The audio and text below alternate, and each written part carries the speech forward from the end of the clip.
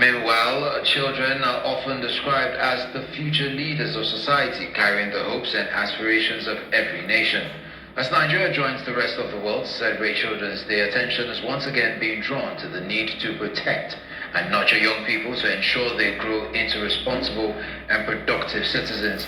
Concerned by the growing situation, government officials say efforts are being intensified to address the root causes of child vulnerability by empowering parents and guardians economically.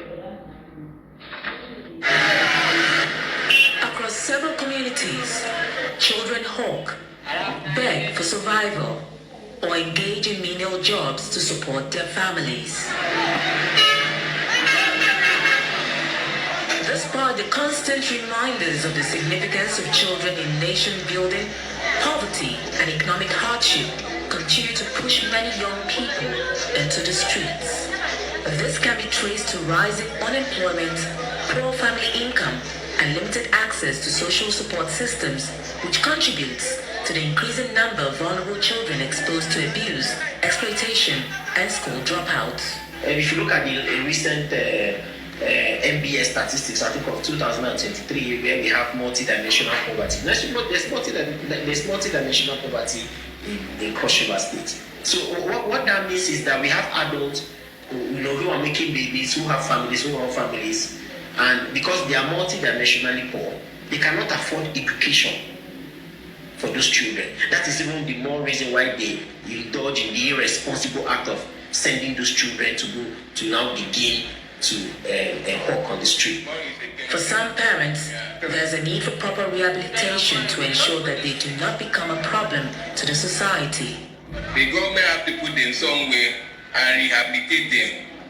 Either school them or give them what to do. There are a lot of work for them to learn. Unlike carpentry work, or mechanic, or furniture. So let them put eye on those children.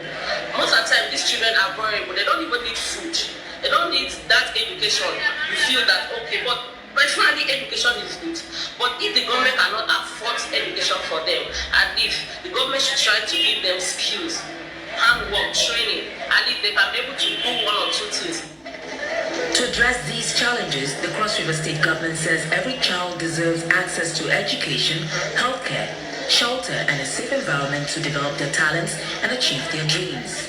According to authorities, creating opportunities for families through empowerment programs remains one of the most effective ways to reduce the number of children forced to live or work on the streets. Therefore, solve those endemic issues, to solve those primary issues which are providing a livelihood for everyone in the suburbans, because most of these kids come from the suburbans. So if you create an environment that can solve the problem of hunger, the problem of business expansion, the problem of accessibility to market, the problem of access to schools, the problem of access to healthcare, and all of those social problems. Once we solve those problems at the base, these children will just naturally go back to where they came from.